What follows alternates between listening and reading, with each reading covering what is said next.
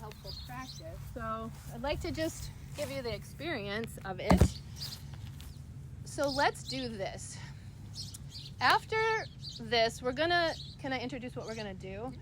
We're going to practice things we've already done recently, like dropping back to the ground. Remember, we were hanging onto something and dropping down, or maybe practicing sitting on the ground and rolling backward. Either of those things can feel kind of scary. If I dropped from here, it'd be really scary. But I might want to be able to practice that so that I could fall well. Or jumping down or jumping up to something. That can be scary. So are one of those scary for you? Anybody? At some level or another? Because this would be I want to use kind of a similar thing. So maybe it's a jumping up really high that's like, I don't know, or jumping down really high. Even if it's like stepping off of something. So get the image in your mind. Close your eyes perhaps. So just take away the extra feedback. And these are available to sit if anyone Yeah, wants if you to want to sit. If closing your eyes gets a little, questionable. And what I'd like you to do is imagine the thing you would like to try that's scary. Just pick one thing.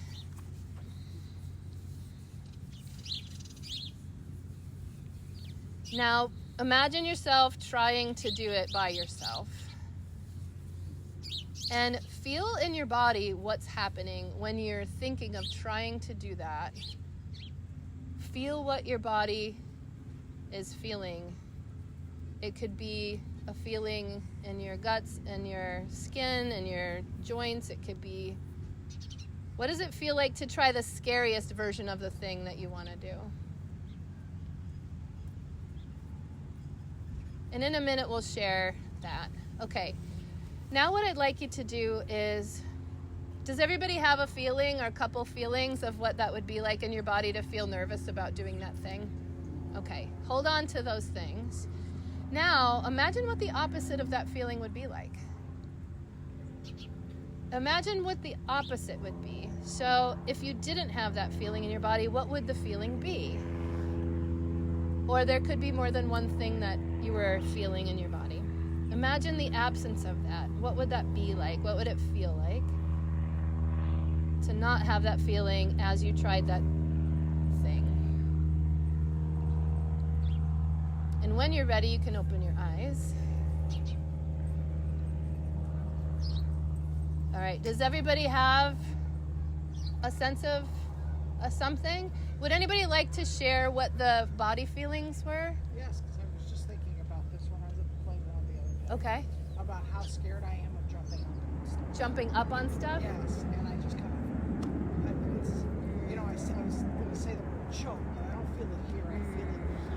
And it's just like, I don't know if I kind of picture my ankles catching on the edge of the thing and I'm jumping on and going, man. But it's just this gut thing. So I was trying to imagine just being able to be like, boing! So not feeling that, because it's the feeling is actually inhibiting my movement. Okay. It's a feeling of being still and being held tight as opposed to And you thought of that? Incompetence. Did you have like a sensation in your body? I had the sensation that when I made it, of no sensation. It was automatic. It just happened. Okay. That's what I want my body to do. You want that automatic I want feeling. Automatic. Okay. Like an automatic car almost. Okay. Yeah. So I prefer stick shift. Okay. All right. Jumping up as well, and it was a very clear vibration, like right here under my belly button. Okay. And then you imagined the absence of that. And it was in my heart, and it warmed up. Oh, wow. That's really great. Okay, hold on to that. Yes. Paralysis. That's how I feel. I can't. I mean, it's the command from my brain does not go to. But your body felt really unable to move when you thought of that. Well, unable to do that movement. Right. That's what we're talking about. How you feel in that moment. Yeah. And then you Paralyzed. imagined what the opposite would feel like. Well, so what we want you to do is we want you to imagine what that opposite feeling might feel like if you weren't paralyzed. What would that feel like in your body? That's all we're asking. We're not asking you to do the thing. We're just asking you to feel the feeling. Anybody else have a thing? similar. Paralyzed, frozen, and then choking, like tight here, and then light as a feather is like the opposite feeling. So that's what you would prefer to feel in your body other than the paralysis. Also, both jumping up and then jumping down from the higher than comfortable spot, and I also feel it in my gut, and then my brain kicks in like just a mental fear, and then the positive I imagine is I just go, like, just run over that thing. I have tightness, actual physical tightness. Like Yes. these are tight. Okay, So mine is more of a physical thing. That's not really. that's what we're kind of trying to get at. Yeah. When you feel a little nervous about something, where does that nervousness live in your body? This. Yeah, So yes, this is that just might tight. also exist Yeah. too. Yes, that might simultaneously. Yeah. You have a thing, and 'Cause so my fear level isn't that high, but Okay. my body Okay. doesn't allow it. so you could jump off of anything. Well, and be no. good. Okay. So we want you to push yourself to whatever the edge is, and feel in your body where that might.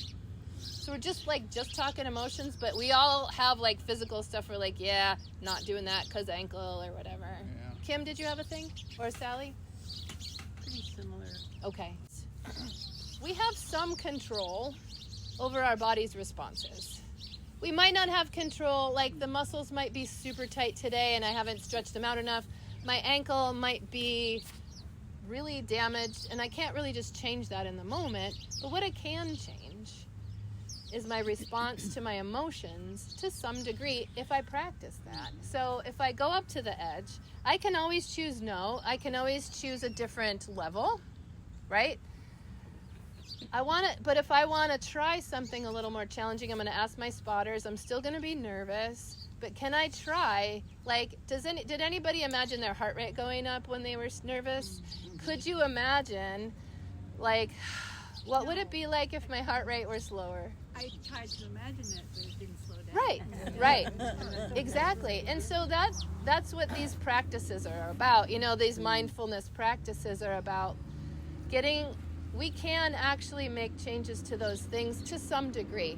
But we also listen to them. If my heart rate's not going down, maybe I don't do this thing.